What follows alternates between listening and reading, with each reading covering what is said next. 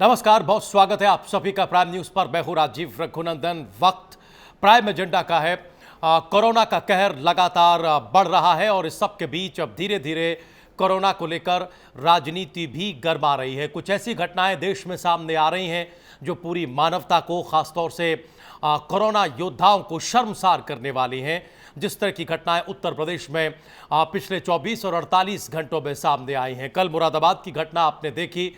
आज फिरोजाबाद में जो स्वास्थ्य महकमा है उसकी टीम पर हमला हुआ। हर तरफ से अपील की जा रही है, लेकिन ऐसा लगता है कि अपील का कोई खास असर दिखाई नहीं दे रहा है। उत्तर प्रदेश के मुख्यमंत्री योगी आदित्यनाथ ने बहुत ही संवेदनशीलता के साथ मुरादाबाद जैसी घटनाओं पर संज्ञान लिया है और जिन लोगों ने भी मुरादाबाद की घटनाओं को अंजाम दिया है उन पर रासुका, राष्ट्रीय सुरक्षा कानून के तहत कार्रवाई करने की बात कही गई है।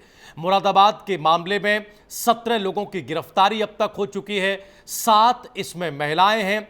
कल पुलिस कर्मियों की टीम और स्वास्थ्य कर्मियों की टीम पहुंची थी उस इलाके में।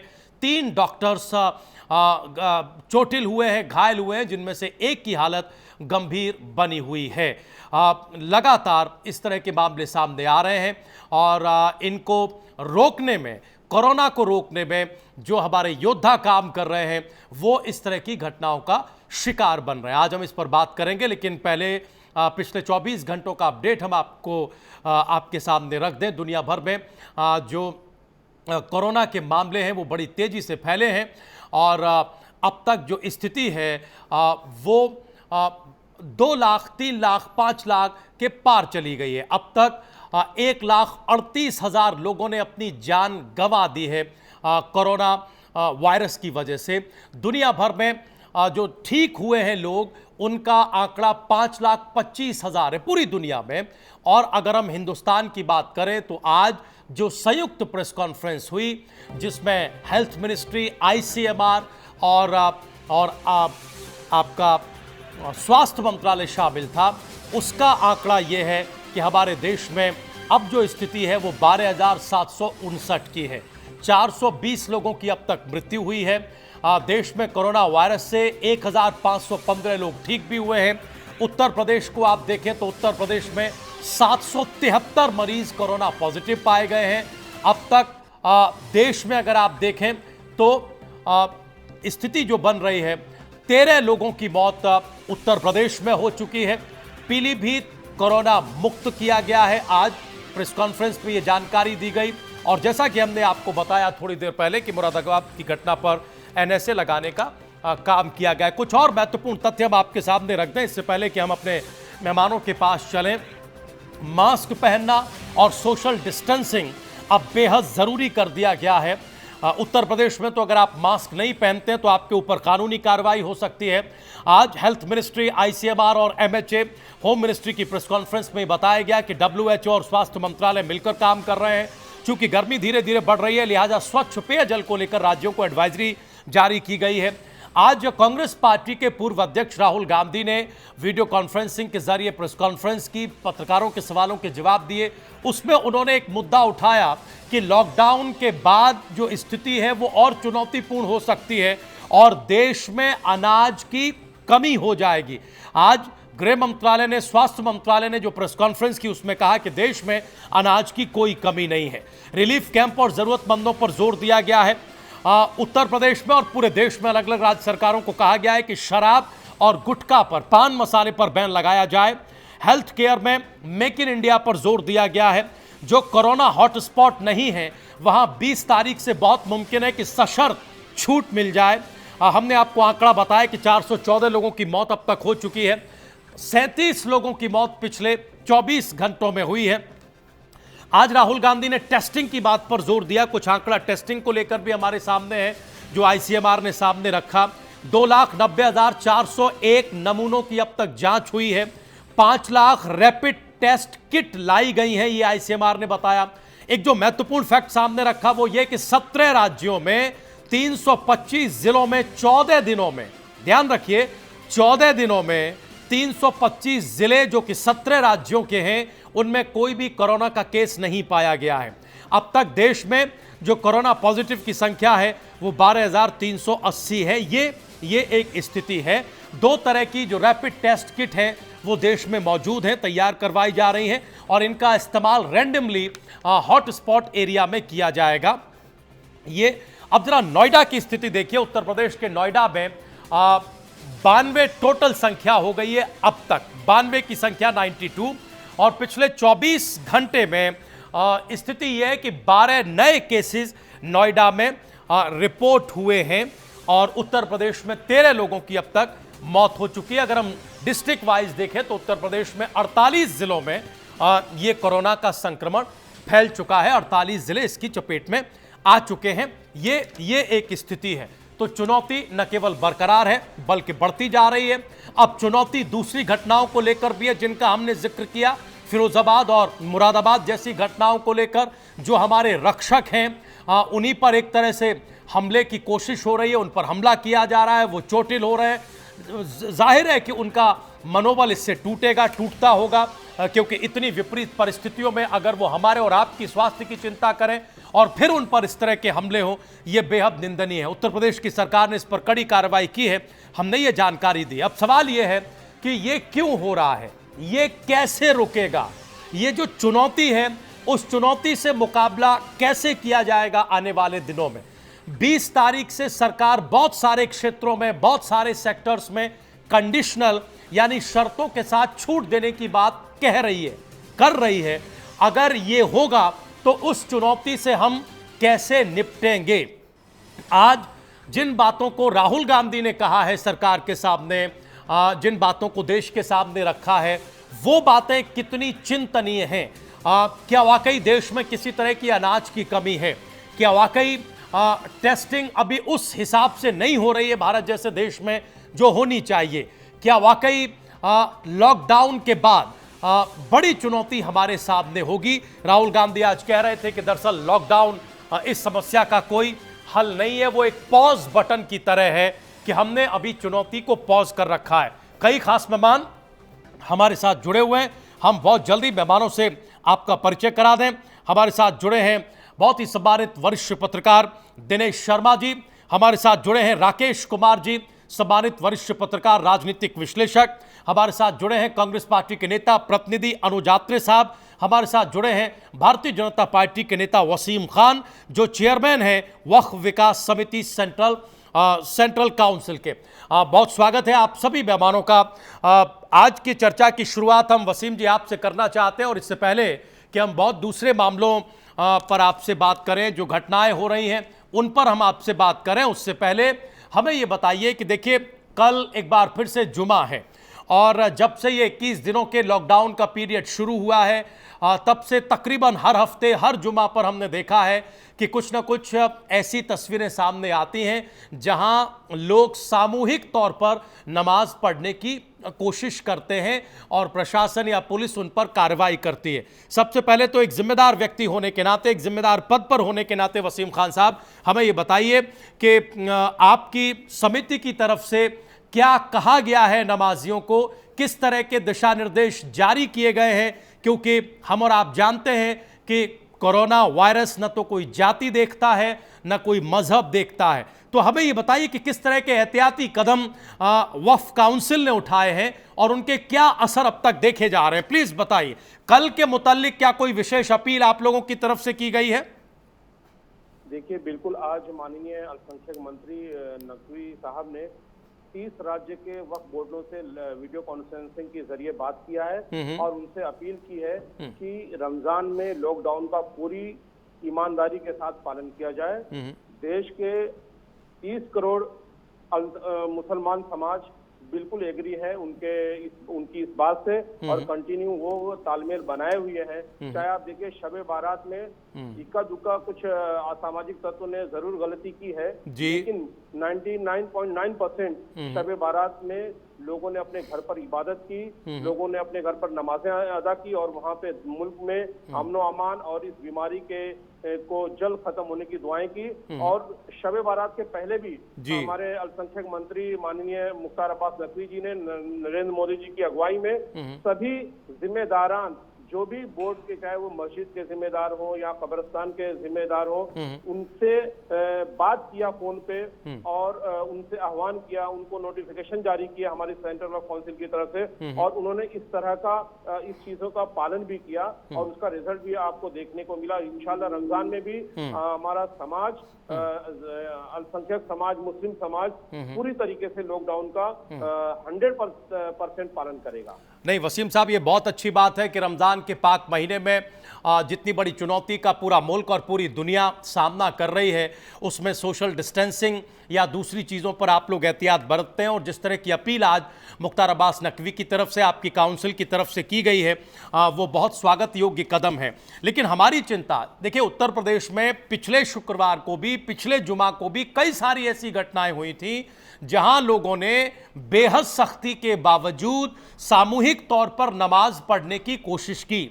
हम जानते हैं कि देश की सरकार ने, आपके मंत्रालय ने, अलग अलग नमाज कमेटियों ने, बहुत सारी काउंसिल्स ने, वक्फ कमेटियों ने खूब सारी अपीलें की हैं, लेकिन फिर भी एक तबका है, एक सेगमेंट है जो उन अपीलों को मान नहीं रहा है, अपीलें जिन पर बेअसर हो रही हैं। ऐसे लोगों के लिए क्या मैसेज है सर, ये तो बताइए। वो लोग, क्योंकि देखिए ये ऐसा चुनौतीपूर्ण वक्त है वसीम खान साहब कि आपकी इबादत एक तरफ है, लेकिन अगर आप सामूहिक तौर पर इबादत करेंगे तो आप कितने बड़े खतरे को खुद कैरी करेंगे, और खुदा ना खास्ता वो अगर आपको अपनी चपेट में लेता है तो उससे आपका मोहल्ला, आपका परिवार, आपका समाज कैसे चपेट में आएगा, इसका खतरा सबसे बड़ा है। ऐसे में सामूहिक तौर पर नमाज न पढ़ी जाए, जो भी सरकारी निर्देश है उनका पालन ठीक तरीके से किया जाए। इसके लिए काउंसिल ने क्या किया है सर, कैसे अपील की है, कैसे प्रशासन को कार्रवाई करने को कहा है, इसके बारे में प्राइम न्यूज के दर्शकों को जानकारी दीजिए, फिर हम कुछ और विषयों पर बात करना चाहते हैं। बोलिए। देखिए, जैसा कि मैंने आपको पहले भी बताया, आज 30 राज्यों से डायरेक्ट वीडियो कॉन्फ्रेंसिंग के जरिए माननीय मुख्तार अब्बास नकवी साहब ने बात किया है, अपील किया है। और दूसरी बात कि जो भी धर्म गुरु है हमारे, जो भी धर्म गुरु है, चाहे वो शिया समाज के, सुन्नी या जो भी है, उनको डायरेक्ट उनसे राब्ता कायम करके माननीय मुख्तार अब्बास नकवी साहब ने अपील की है कि इस लॉकडाउन का ज्यादा से ज्यादा पालन करें। आप देखिए, मस्जिदों से, हमारे मदरसों से ये नोटिफिकेशन जारी हो रहे हैं, ये आह्वान जारी हो रहा है कि लोग अपने घरों में रहें। हमारे धर्म गुरु भी सामने आ रहे हैं जो अपील कर रहे हैं सोशल मीडिया के माध्यम से या खत के माध्यम से। तो लोगों में ज्यादातर जागरूकता है। कुछ जगहों पे मुझे लगता है जो इस सब चीजों का पालन नहीं हो रहा है, तो कहीं ना कहीं उनको पॉलिटिसाइज किया जा रहा होगा या उनको अलग गुमराह किया जा रहा होगा। कुछ ही ऐसे लोग हैं, 100 की बात मैं आपको बोलूं कि मानने वाले ज्यादा हैं, नहीं मानने वाले बहुत कम तादाद बची है। और आने वाले दिनों में निरंतर सभी लोगों से राब्ता कायम कर रहे हैं हमारे रहनुमा, खुद हमारे नकवी साहब है या और जो हमारे स्टेट लेवल के जो लीडर्स हैं वो अपील कर रहे हैं। लोगों में अपील का असर भी हो रहा है। कुछ इक्का दुक्का घटनाएं हो रही हैं जो हमें भी शर्मसार करती हैं, हम भी उसकी निंदा करते हैं। ये चीजें नहीं होना चाहिए। ये समय ऐसा है कि देखिए, पॉलिटिक्स का समय नहीं है जी। आप ये देखिए, आप हमारे महाराष्ट्र में 2 दिन पहले बहुत बड़ी घटना हुई है, तो मैं पॉलिटिकल उसमें कोई इस पे नहीं जाना भी नहीं चाहिए वसीम खान, जाना भी नहीं चाहिए किसी भी पॉलिटिकल सिनेरियो में, हमें नहीं जाना चाहिए। आप बहुत अच्छी बात रख रहे हैं, लेकिन हमारी चिंता यह है कि जो इक्का दुक्का घटनाएं जिनका आप जिक्र कर रहे हैं, ये वक्त ऐसा चुनौतीपूर्ण है कि वो इक्का दुक्का घटनाएं ही सैकड़ों हजारों को इन्फेक्टेड कर सकती हैं। एक क्वेश्चन आपसे और उसके बाद हम बाकी मेहमानों के पास जाएंगे। दिनेश जी, राकेश कुमार और अनुज आत्रे साहब को हम जोड़ेंगे।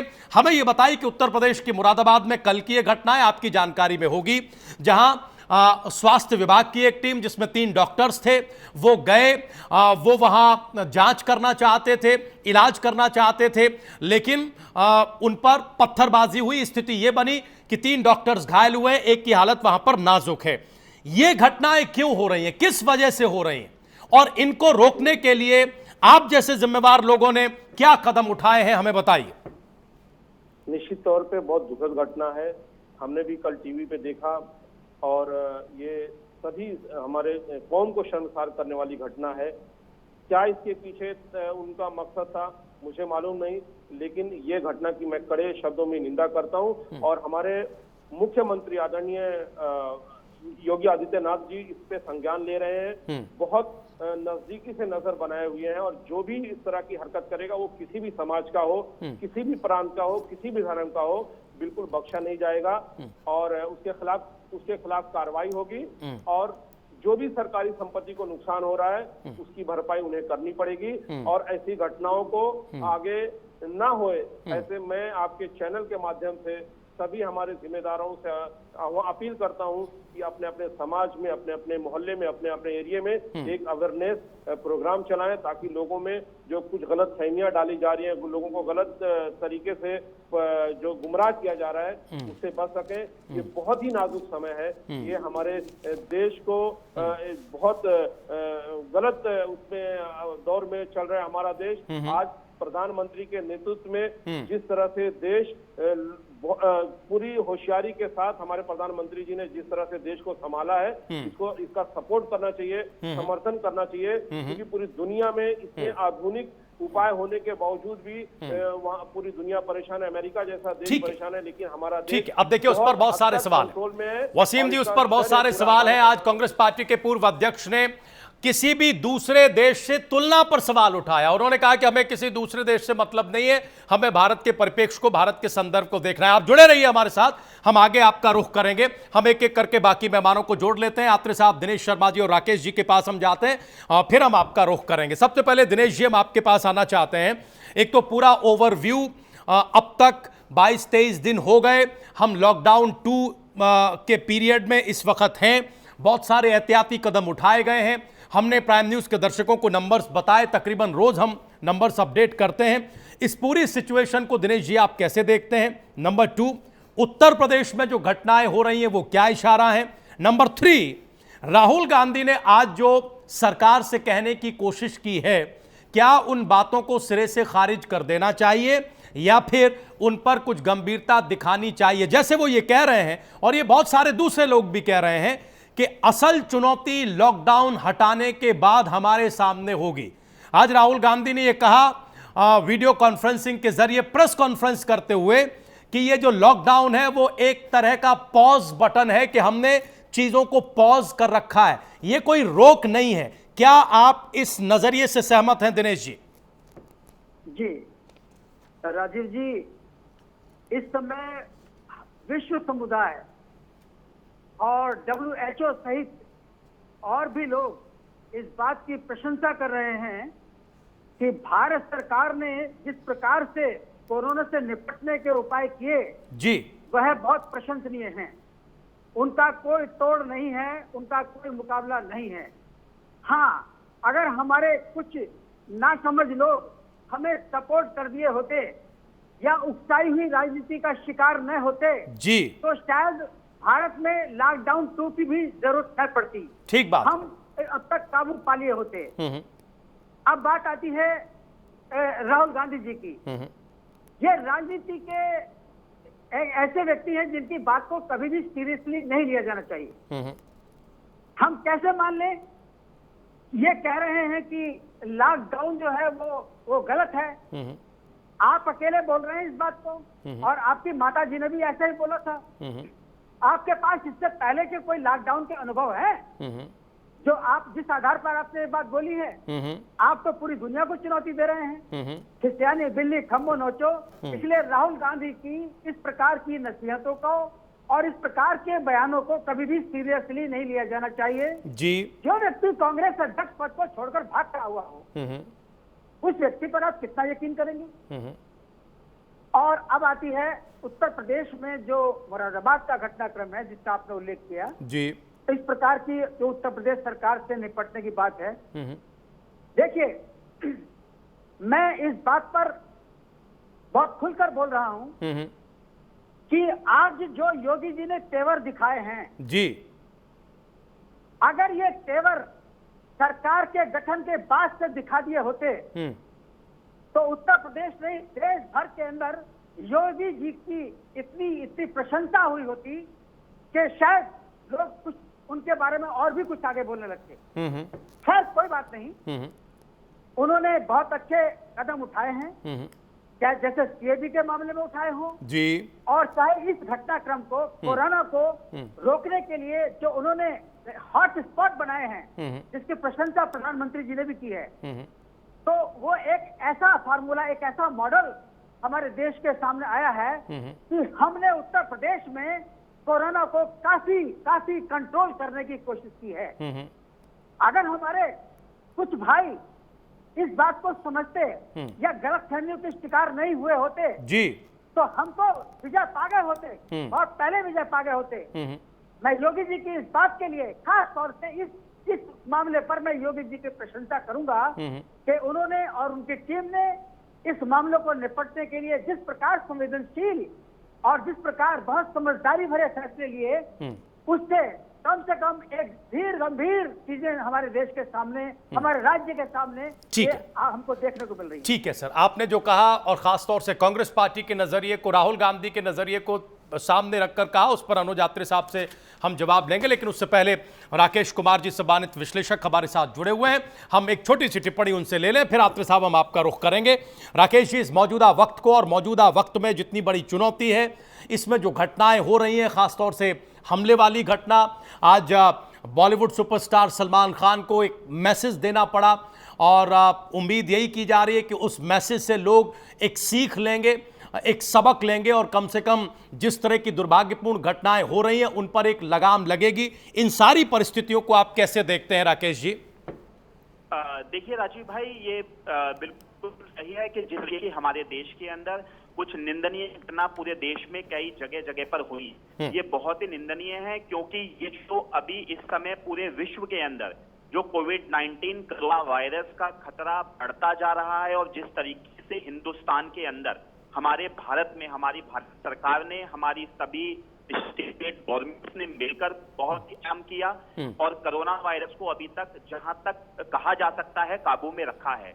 लेकिन कहीं कहीं जिस तरीके से कोविड-19 के जो पॉजिटिव केसेस हैं, उन पॉजिटिव केसेस के लिए जब डॉक्टर्स चेकिंग पे जा रहे हैं या किस तरीके की ये छुटपुट एक घिनौनी, मैं कहूंगा निंदनीय घटना जो लोग कर रहे हैं, इस तरीके से हमारे देश के अंदर कोविड-19 का जो एक प्रकोप है वो बढ़ेगा, ना कि कम होगा। नंबर 1। नंबर 2, और ये भी एक समय आ गया है कि कोई भी, चाहे वो धर्म का हो, कोई समुदाय का हो, कोई भी जाति का हो, किसी भी क्षेत्र का हो, आज का समय में हम सभी एक हिंदुस्तानी बनकर, हम सभी भारत के नागरिक बनकर और हम सभी इंसानियत को धर्म मानते हुए हमें ये करना चाहिए कि हमारे देश के अंदर जैसे कि हमारी पुलिस, हमारे डॉक्टर और जो लोग एसेंशियल सर्विस में लगे हुए हैं, हमें उन सबका आदर सत्कार करते हुए उन सभी का अभिनंदन करना चाहिए। और जिस भी तरीके से, चाहे वो यूपी हो, चाहे वो मध्य प्रदेश हो, चाहे वो हिंदुस्तान का कोई भी कोना हो, यदि अगर कोई भी व्यक्ति इन लोगों के ऊपर किसी भी तरह की अभद्र टिप्पणी, किसी भी तरीके का आपत्तिजनक व्यवहार या किसी के साथ कोई ऐसी घटना है जिससे उनको मानसिक या शारीरिक तौर पर कोई भी आघात हो, तो ऐसे लोगों के खिलाफ बहुत कार्रवाई होनी चाहिए और उन्हें किसी भी धर्म नहीं, और वो सख्त कार्रवाई, राकेश जी, वो सख्त कार्रवाई हो रही है, कम से कम उत्तर प्रदेश के परिप्रेक्ष्य में तो हो ही रही है, लेकिन हमारी चिंता और आगे बढ़कर है कि सख्त कार्रवाई होने के बावजूद ये जो मुरादाबाद की घटना, ये कोई पहली घटना नहीं है। इससे पहले जब घटनाएं हुई तभी उत्तर प्रदेश की सरकार ने या देश के अन्य सरकारों ने, राज्यों की सरकारों ने बहुत सख्त कदम उठाए। यहां तक कि प्रधानमंत्री मोदी ने अपने राष्ट्र के नाम संबोधन में बार बार इस बात का जिक्र किया। दुर्भाग्यपूर्ण और ज्यादा चुनौतीपूर्ण स्थिति यह है राकेश जी कि फिर भी ऐसी घटनाएं रुक नहीं रही हैं। वो क्यों नहीं रुक रही हैं, हम जरा इस नजरिए को समझना चाहते हैं। सर, अगले हिस्से में जुड़ेंगे हम आपको, एक बार जरा हमारे साथ वसीम खान लगातार जुड़े हुए हैं, हम उनका रुख कर रहे हैं, लेकिन उससे पहले अनुज यात्री साहब को हम मौका देना चाहते हैं। आज पार्टी के पूर्व अध्यक्ष राहुल गांधी ने जो एक नजरिया लॉकडाउन, कोरोना वायरस और इसके आफ्टर इफेक्ट और लॉकडाउन के बाद की परिस्थिति पर जो रखा है, उस पर हमें ये बताइए अनुज यात्री साहब कि राहुल गांधी जी ने आज जो ये कहा कि दरअसल असली जो चुनौती होगी वो लॉकडाउन के बाद होगी। ये तो अभी पॉज बटन की स्थिति है कि हमने चीजों को पॉज कर रखा है। लॉकडाउन दरअसल समस्या का कोई स्थायी समाधान नहीं है या समाधान नहीं है, ऐसा वो क्यों कह रहे हैं? देखिए, निश्चित तौर पे राजीव जी, राहुल जी ने केवल एकमात्र सॉल्यूशन नहीं है, वो निश्चित बिल्कुल ठीक कहा। आज के मौजूदा परिप्रेक्ष्य में देखिए ना, लॉकडाउन में पूरी देश की जनता ने प्रधानमंत्री जी के आह्वान पर आज लॉकडाउन में है। लोग सब अपने जो है लगभग 24 मार्च से जो है घरों पर बैठे हुए हैं, नहीं निकल पा रहे हैं और कहीं नहीं निकल रहे हैं। लेकिन आज हालात क्या है, आज हमारे देश में जो कोरोना वायरस ये संक्रमण फैला हुआ है, क्या ये केवल लॉकडाउन करने से ही कंट्रोल होगा? देखिए, लॉकडाउन एक सॉल्यूशन है, पर ये पूर्ण सॉल्यूशन तो नहीं है। इसका सॉल्यूशन तो ये जो बीमारी है, ये कहीं ना कहीं इलाज से होगा, और इलाज तब होगा जब हम बीमारी को डिटेक्ट करेंगे।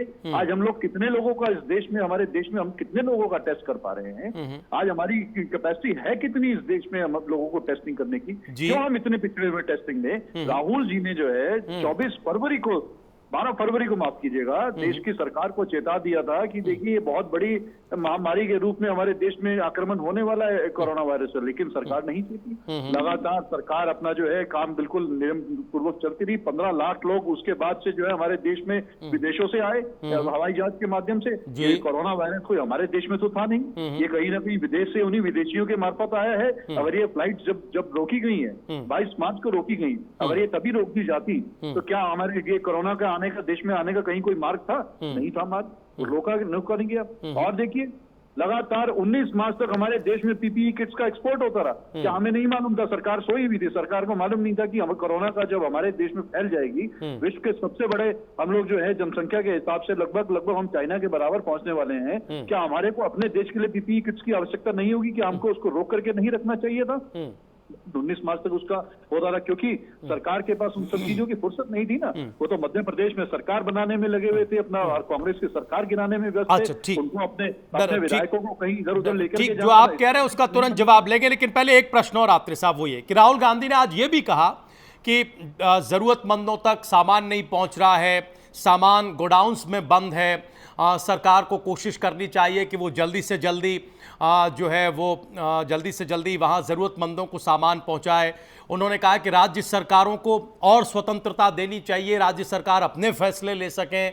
उन्होंने कहा कि राज्य सरकारों को ज़्यादा पैसा दे केंद्र की सरकार। फिर उन्होंने कहा कि देश में अनाज की कमी है, जिसका हेल्थ मिनिस्ट्री ने और स्वास्थ्य मंत्रालय ने और ICMR जो एक जॉइंट प्रेस कॉन्फ्रेंस जब से ये कोरोना वायरस का अटैक है तब से लगातार देश में हो रही है, ये खंडन किया कि साहब देश में अनाज की कोई कमी नहीं है। हमारा प्रश्न ये है कि क्या कोई आधिकारिक जानकारी के तहत राहुल गांधी देश के सामने जानकारी रख रहे हैं, या फिर विपक्ष के नेता या विपक्ष की पार्टी के नेता होने के नाते सरकार को घेरने के लिए ही ये सारे बयानात या ये सारे सवाल उठाए जा रहे हैं? आत्रे साहब, देखिए राजीव जी, राहुल जी ने जो आज 2-3 बातें, बहुत अहम बातें की हैं। सबसे पहले उन्होंने कहा कि आज कोरोना से लड़ने के लिए कौन लड़ाई लड़ रहा है। देखिए, निश्चित तौर पे कोरोना वॉरियर्स तो हमारे लड़ ही रहे हैं, लेकिन राज्य सरकार अपने स्तर पर उन लोगों से काम रही है। आज सबसे ज्यादा अगर कोई किसी को अपने जो स्वतंत्रता से काम करने की आवश्यकता है तो राज्यों को आवश्यकता है, राज्य के मुख्यमंत्री की और उनकी पूरी शासन और प्रशासन की आवश्यकता है। तो उन्होंने ये बोला है कि केंद्र सरकार के पास जो राज्य सरकारों का जो जीएसटी के हिस्से का जो उनका अनुदान रुका हुआ है, वो केंद्र सरकार तुरंत उनको रिलीव करे, उनको पैसा रिलीज करे, ताकि राज्य सरकारों के पास पैसे का अभाव है, रेवेन्यू है नहीं, उनकी आमदनी घटी हुई है, लगातार उनको कहीं ना कहीं पैसा खर्चने के लिए पैसे की आवश्यकता है। वो पैसा जनता के लिए खर्चा जाएगा, तो सरकार क्यों पैसा रोक करके बैठी है? वो सरकार जारी करना चाहिए। वहीं उन्होंने मांग की कि रिजर्व बैंक के पास एक कैश क्रेडिट लिमिट की एक व्यवस्था होती है राज्य सरकारों के लिए। अच्छा, आज रिजर्व बैंक ने अचानक क्यों कैश क्रेडिट लिमिट पर अपना जो है ब्याज दर बढ़ा दी है? वो तो बिना ब्याज दर के इनको कैश क्रेडिट लिमिट बढ़ा देनी चाहिए कि आज राज्य सरकारों के पास पैसा अधिक से अधिक पहुंचेगा, तो ताकि वो जो पेंडेमिक है उसका कहीं ना कहीं समाधान कर सकें। ठीक है, बीजेपी के बिल्कुल सही। आत्रे साहब, आप जो सवाल उठा रहे हैं और राहुल गांधी ने जो कहा, हम जल्दी से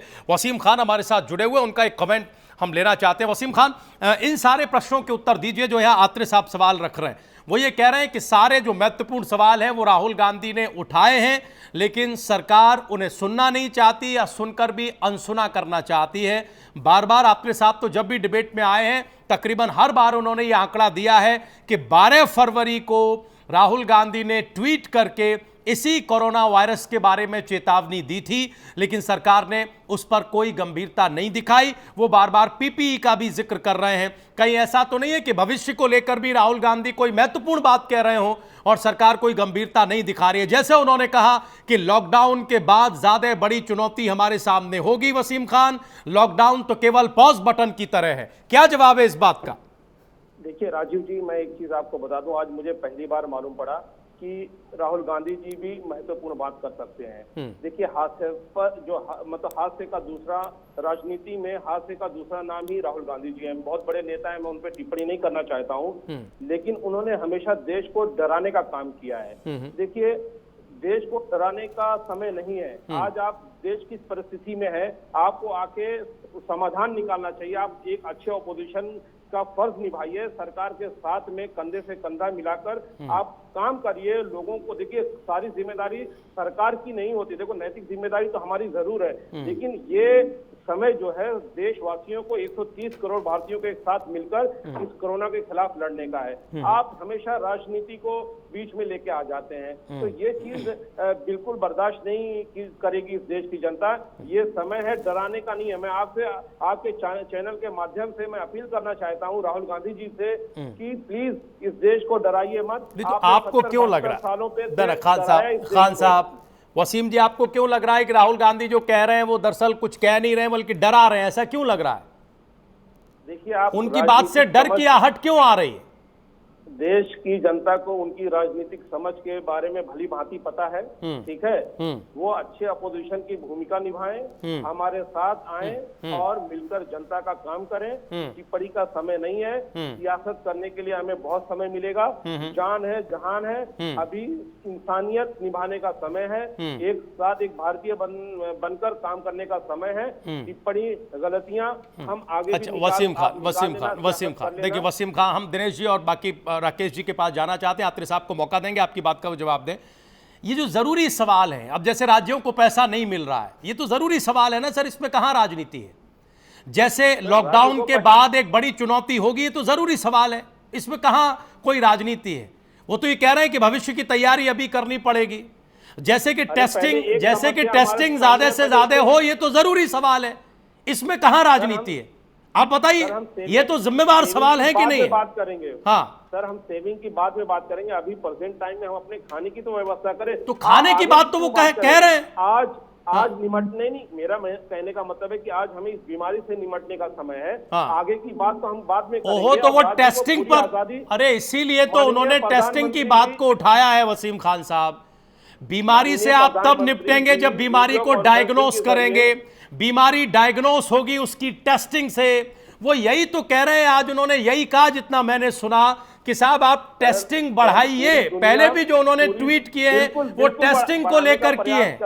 हाँ, बिल्कुल बढ़ाने का प्रयास कर रहे हैं। देखिए, नरेंद्र मोदी जी की काबिलियत और उसकी मुश्किल घड़ी में उनके फैसले को पूरी दुनिया।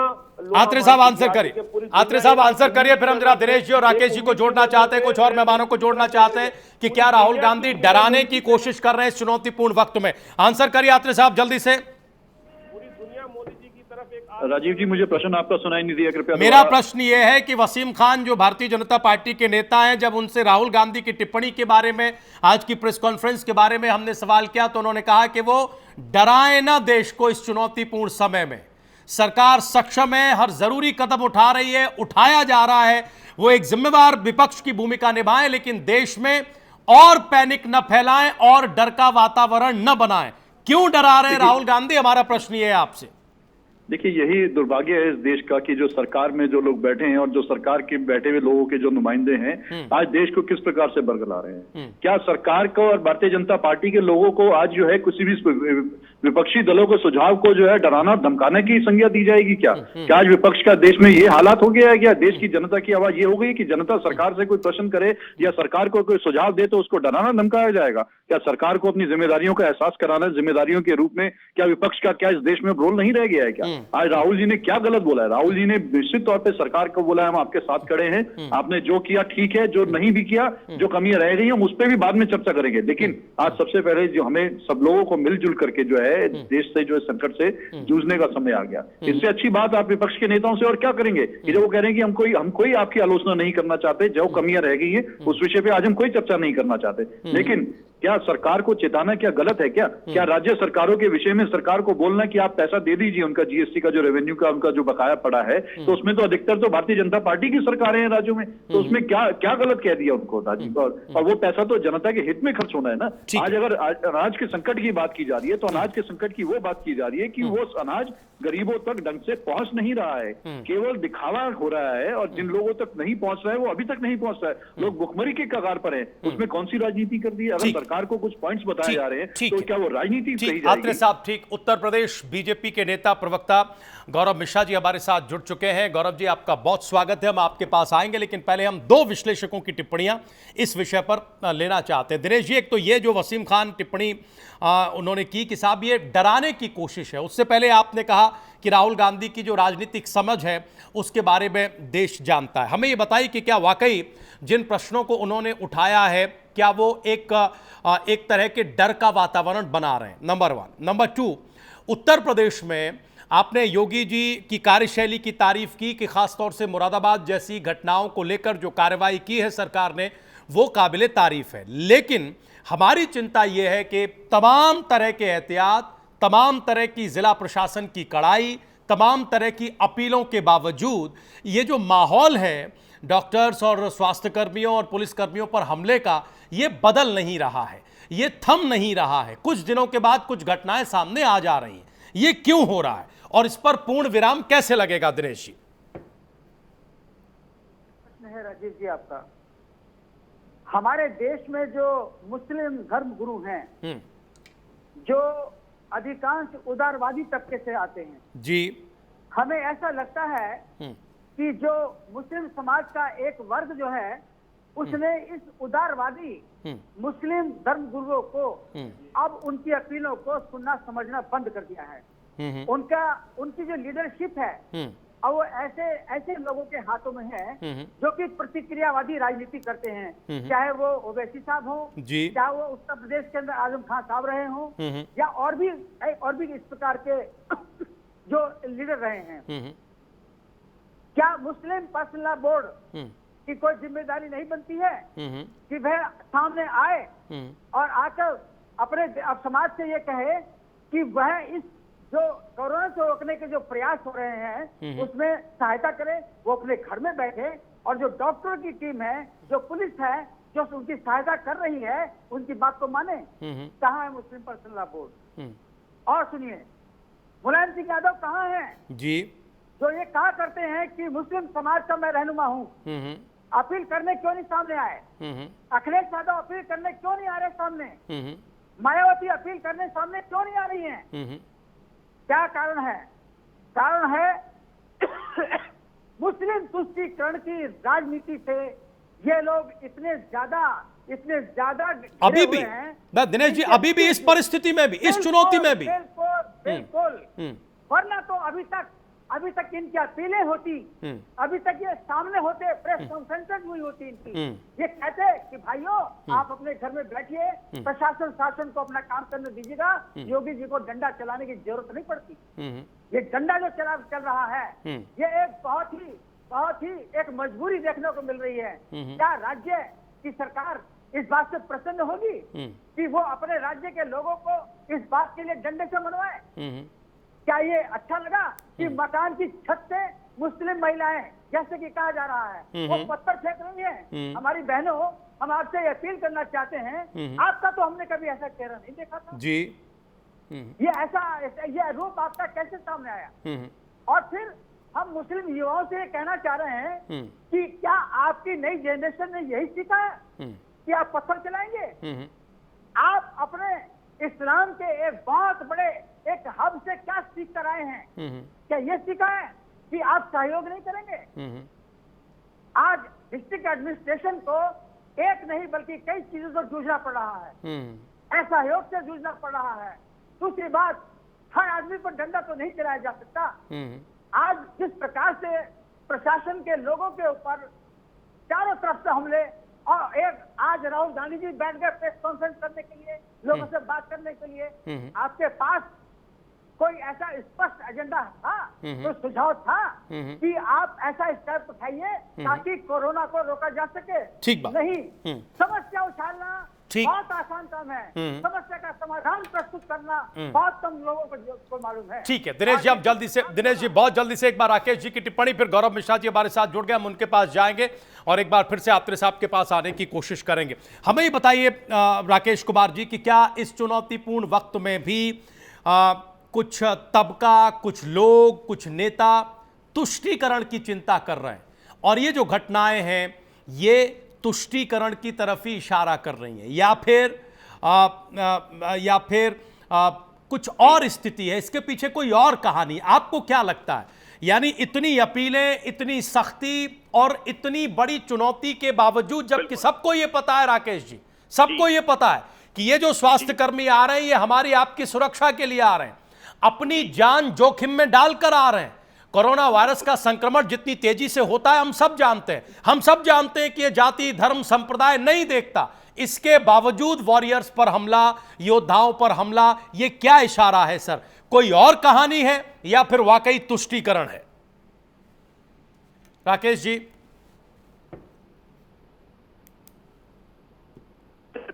से आज राहुल गांधी की प्रेस कॉन्फ्रेंस हुई और उस प्रेस कॉन्फ्रेंस के अंदर उन्होंने कोरोना वायरस के टेस्ट पर अधिक जोर देने के लिए कहा। वो तो किसी हद तक बिल्कुल ठीक है कि कोरोना के टेस्ट अधिक से अधिक संख्या में हों, लेकिन जिस तरीके से उन्होंने कहा कि लॉकडाउन जो है वो बिल्कुल करना ठीक नहीं था, तो इसको मैं गलत ठहराऊंगा। पूरे विश्व ने लॉकडाउन कर आपका ऑडियो बड़ा डिस्टर्ब होकर आ रहा है राकेश जी, हम दोबारा आपसे कांटेक्ट करते हैं। आपका ऑडियो बहुत ही डिस्टर्बेंस के साथ आ रहा है, कट कट के आ रहा है, हम दोबारा आपसे संपर्क करते हैं, तब आपकी पूरी प्रतिक्रिया हम सुनेंगे। फिलहाल हम गौरव मिश्रा जी का रुख करना चाहते हैं। गौरव जी बहुत स्वागत है प्राइम न्यूज़ पर, प्राइम एजेंडा में। हमें एक तो उत्तर प्रदेश की स्थिति का ओवरव्यू बताइए, और दूसरा, आज कांग्रेस पार्टी के पूर्व अध्यक्ष ने प्रेस कॉन्फ्रेंस की, 2-3 बातें उन्होंने रखी। उन्होंने कहा कि अनाज की कमी है या कमी हो जाएगी, लॉकडाउन कोई समाधान नहीं है, असली चुनौती लॉकडाउन के बाद है, बेरोजगारी बढ़ जाएगी, पहले से ही हम अर्थव्यवस्था को ऐसे ही नहीं छोड़ सकते, ये आज उन्होंने कहा। इन सब बातों पर क्या नजरिया, क्या जवाब है पार्टी का? राजीव जी बहुत विलंब से प्रकट हुए राहुल जी, और एज यूजुअल जिस तरह से वो आते हैं और जैसी बातें करते हैं, आज उन्होंने जिस तरीके से देश को अपने विचार रखा देश के सामने, वो बड़ा ही विध्वंसक है। मैं इसको इस नजरिए से देखना चाहता हूं, क्योंकि उन्होंने एक तो टेस्टिंग की सुविधा जो है वो, यद्यपि आपको बता दें 2,58,730 टेस्टिंग भारत में किया है, और ये आंकड़ा बैठता है 4.36% जी, यानी कि अभी भी हम 16 गुना ज्यादा गति से टेस्टिंग कर रहे हैं आबादी की दृष्टि से देखा जाए, क्योंकि प्रति 10 लाख पर हमारे यहाँ केस है वो महज 203 है। तो दूसरे देशों की तुलना में हमारे टेस्टिंग भी बहुत संतोषजनक है, बहुत अच्छी है जी। खाद्यान्न की जहां तक बात है, माननीय प्रधानमंत्री जी ने बहुत स्पष्ट और साफ शब्दों में कहा है कि हमारे यहाँ खाद्यान्न की कोई कमी नहीं है, किसी प्रकार की कोई समस्या नहीं है। यहाँ तक कि अब जो नई फसल रबी की आ रही है, इसमें भी हमारे पास खाद्यान्न हो से तड़प रहे होंगे जो देश, उनको भी खाद्यान्न उपलब्ध कराने की स्थिति में होंगे। रही बात लॉकडाउन की, जहां तक बात है, लॉकडाउन ने जिस तरीके से देश को संभाला है, अब तो बहुत साफ जो स्ट्रेटेजिक बात कर रहे थे राहुल गांधी जी, उससे बहुत साफ हो चुका है कि यदि लॉकडाउन नहीं होता तो इसकी गति 41% से भी ज्यादा तेज गति से बढ़ती, और ये आंकड़ा ठीक है, 8 लाख से ऊपर नहीं होता, लेकिन ऐसा परिस्थिति होती कि वो हाथ से बाहर चला जाता, पूरा का पूरा मामला संभाल नहीं पाती कोई भी सरकार। तो एक तो पूरी तरह से देश को कंट्रोल में करके लॉकडाउन के कारण रखा गया है, और ये बार बार लॉकडाउन का विषय क्यों उठा रहे हैं, उसके पीछे भी समझने की आवश्यकता है। बताइए प्लीज। हॉटस्पॉट एरियाज जो है वो मोस्टली जो है वो इनके तुष्टीकरण राजनीति के दायरे में आती है, वहां से इनकी राजनीति शुरू होती है। और ऐसे कठिन समय में भी जब देश भयंकर कठिनाई से जूझ रहा है, महामारी से पूरी दुनिया जूझ रही है, उस समय भी ये अपनी ऊंची राजनीति से बाज नहीं आ रहे, उसमें भी संभावनाएं तलाश रहे हैं। ये बहुत दुर्भाग्यपूर्ण है। और लॉकडाउन, मुंबई तो इनका प्रदेश है जहां इनकी सरकार है, वहां उल्लंघन होता है। दिल्ली में केजरीवाल जी की सरकार है, वहां उल्लंघन होता है। और हम पूछना चाहते हैं, इस लॉकडाउन को बढ़ाया है सबसे पहले कांग्रेस की सरकारों ने, पंजाब की सरकार ने बढ़ाया लॉकडाउन को जी, छत्तीसगढ़ में बढ़ाया गया, महाराष्ट्र में बढ़ाया गया। तो कम से कम अपने नेताओं से ही उनको सीखना चाहिए, गुलाम नबी आजाद जी से सीखना चाहिए, जिन लोगों ने भारत सरकार की, मोदी जी की प्रशंसा की है, भारत के कदमों की प्रशंसा की है। तो यह सेल्फ कंट्राडिक्टरी है कांग्रेस के लिए। वो खुद असमंजस की स्थिति में है, उनको राजनीति की संभावनाएं खोजनी है, और उनका जो तरीका है सिर्फ और सिर्फ एक है, तुष्टीकरण। क्यों नहीं मौलाना साहब के खिलाफ बोलते? क्यों मौलाना साहब अभी तक भागा हुआ, उसके खिलाफ क्यों नहीं बोले, जिसके कारण पूरे देश में अनुज यात्री साहब आंसर करें महामारी का? ठीक है गौरव जी, जवाब लेते हैं तुरंत। अनुज यात्री साहब ने सुना होगा, अनुज यात्री साहब आंसर करिए।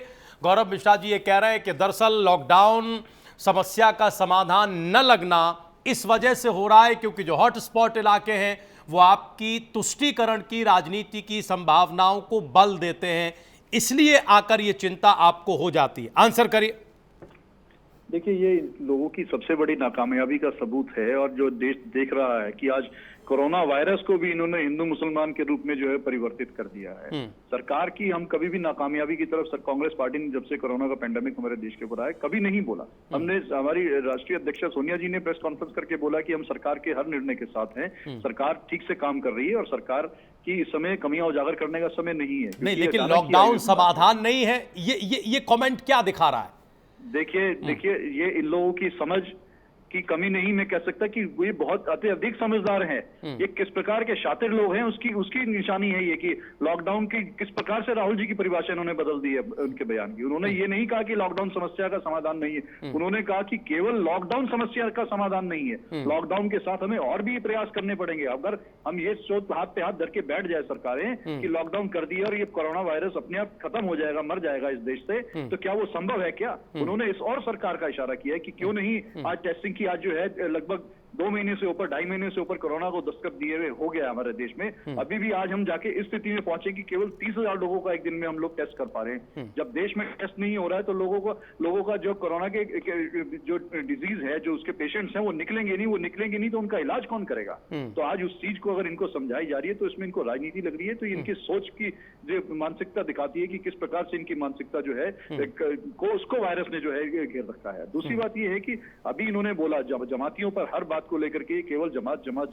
हम ये पूछना चाहते हैं कि जब जमातियों के मरकज में इन्होंने आइडेंटिफाई कर लिया था कि वहां पर जमाती पड़े हुए हैं, उसकी परमिशन तो इन्होंने ही दी थी, दिल्ली पुलिस ने दी थी, जो गृह मंत्रालय के, देश की गृह मंत्रालय के अधीन होती है। अगर उनको वहां पर आइडेंटिफाई कर दिया गया था तो क्यों नहीं उन लोगों को वहीं से ले जाकर के अस्पताल में भेजा गया या उनको वहीं से आइसोलेशन सेंटर्स में भेजा गया 14 दिन के लिए, 15 दिन के लिए? क्यों उनको फ्री कर दिया गया पूरे देश में जाकर के कोरोना फैलाने के लिए? वो उसमें किसका हाथ है? वहां तो कहीं कांग्रेस नहीं खड़ी थी। हमने तो खुद बोला कि इनकी जमातियों की वजह से देश में कोरोना जो जहां फैला है, जो वो बिल्कुल निंदनीय है, जो वहां पर जमात जो ये ऑर्गेनाइज कराई गई। तो आपको क्या लग रहा है इन्होंने क्यों नहीं रोका? लेकिन आत्रे साहब, आपको क्या लग रहा है क्यों नहीं रोका? क्यों नहीं भेजा अस्पतालों में? क्यों नहीं भेजा इन लोगों ने? ये नहीं, आपको क्या लग रहा है किस वजह से सर? क्यों नहीं भेजा? आपको क्या लग रहा है? उनसे तो हम जवाब मांगेंगे जो आप कह रहे हैं। निश्चित तौर पे ये अपनी नाकामयाबी छुपाना चाहते थे कि क्योंकि इनको मालूम था कि इस देश में कोरोना ने फैलना ही फैलना है, बड़े वास्ट लेवल पर फैलना है और सरकार की उसमें ना समझ कंट्रोल करने की किरकिरी होनी है, तो उसका सीधा स्तर पर इनको खुला छोड़ दीजिए और सारा ठीक रहा फोड़ दीजिए कि देश में जो कोरोना फैल रहा है जमातियों की वजह से फैल रहा है। जब सरकार को पता चल गया था, इसमें सरकार की नहीं, आपकी बात आ गई सर। हम तो सिर्फ एक छोटा सा सवाल ऐड ऑन कर रहे हैं। आप ये कह रहे हैं कि इसमें इनकी ये रणनीति थी कि आप इन्हें चिन्हित करिए लेकिन अस्पतालों में भर्ती मत कराइए, जाने दीजिए जहां ये जा रहे हैं क्योंकि कोरोना फैलेगा ही, ये जानते थे, यही ना सर? ये तो इससे यही राजीव जी यही सिद्ध होता है। अच्छा, इस हरकत से जवाब सर, जवाब गौरव मिश्रा जी आंसर, प्रश्न का उत्तर दीजिए। आप इनकी बातों को तुष्टीकरण बता रहे हैं, ये आपकी चीजों को कह रहे हैं कि साहब ये इस घटना के पीछे छिपना चाह रहे थे जिस वजह से अस्पतालों में नहीं ले गए और जाने दिया। आत्रे जी को के संज्ञान में लाना चाहेंगे। इनके बड़े नेता कपिल सिब्बल ने कहा कि क्वारंटाइन सेंटर जो है वो डिटेंशन सेंटर है। और इन लोगों ने इन जमातियों का हौसला बढ़ाया कि तुम लोग वहां मत जाओ, तो कम से कम अपने नेताओं की गाइडलाइन को आत्रे जी फॉलो करेंगे तो इस भ्रम से वो बाहर आ जाएंगे। और रही परमिशन की जहां तक बात है, तो स्पष्ट कर दे, दिल्ली में केजरीवाल जी की आम आदमी पार्टी की सरकार है और परमिशन देने का काम एक एसडीएम रैंक का अधिकारी करता है।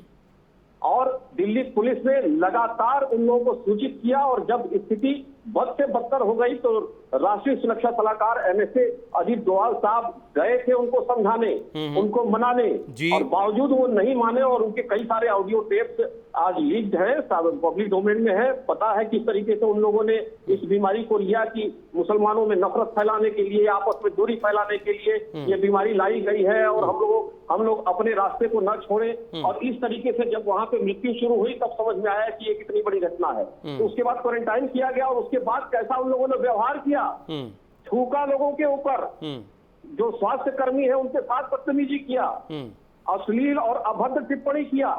तो ये बताता है कि किस संस्कृति, किस संस्कार को वो परोसना चाहते थे, ये सुनियोजित तरीके से। अब तो उनकी फॉरेन फंडिंग के भी रिपोर्ट आ गए हैं, जांच में तमाम सारी चीजें बाहर निकल करके आ रही हैं। वहां पे और एक नया विवाद चल रहा था, जो बाहर से लोग आए थे वो अपने पैसों को डिमांड कर रहे थे मौलाना साहब से।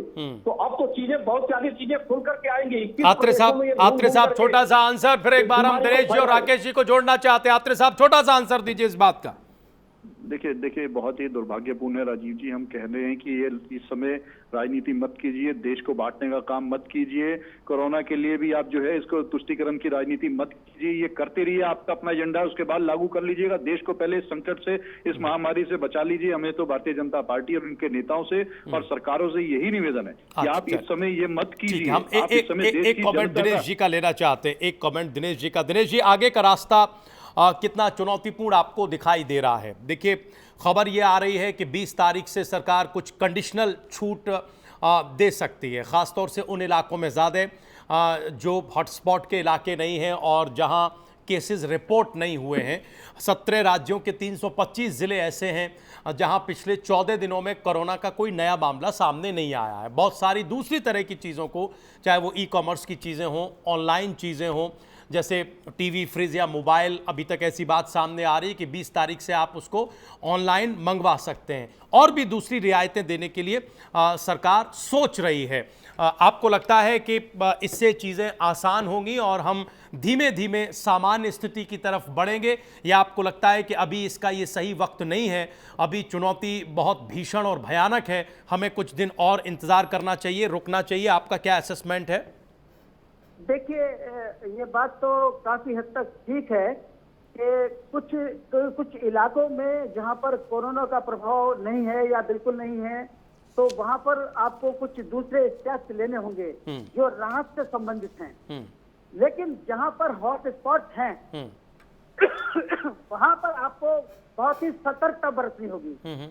उत्तर प्रदेश में हम जो कुछ देख रहे हैं, खास तौर से उत्तर प्रदेश के संदर्भ में, वो ऐसा लग रहा है जहां पर कुछ ऐसे तबके हैं, ऐसे लोग हैं जो इस कोशिश में लगे हुए हैं कि लॉकडाउन किसी तरह से विफल हो। लेकिन लॉकडाउन की सफलता को देश का और राज्य का समुदाय मान चुका है। कुछ लोगों के कारण कुछ लोगों के असहयोग के कारण, इसके बावजूद राज्य सरकार ने जो कदम उठाए हैं वो बहुत ही सराहनीय हैं। और अभी जो कुछ कदम 20 तारीख के आसपास उठाए जा रहे हैं वो मुझे लगता है कि सरकार उन पर बहुत गंभीरता से एक राहत देने की तरफ बढ़ रही है। चलिए, बहुत गंभीरता से राहत देने की तरफ बढ़ रही है। बहुत बहुत शुक्रिया आप चारों मेहमानों का लगातार हमारे साथ जुड़े रहने के लिए, अपनी प्रतिक्रियाएं देने के लिए। हम आपसे विदा लेने से पहले कुछ चीज़ें आपको याद दिला दें। याद रखिए, सोशल डिस्टेंसिंग का पालन करना है। याद रखिए कि लॉकडाउन चल रहा है, अपने आप को घरों में रखना है और हर घंटे 20 से 30 सेकंड तक अपने हाथों को ज़रूर धोना है। अपनी जो पर्सनल हाइजीन है, जो हैंड हाइजीन है, कफ हाइजीन है, उसका विशेष ख्याल रखना है। इसी में कोरोना से बचाव है, इसी में कोरोना का इलाज है। आज के लिए बस इतना ही। आप लोग कहीं जाइएगा नहीं, प्राइम न्यूज़ पर खबरें जारी हैं।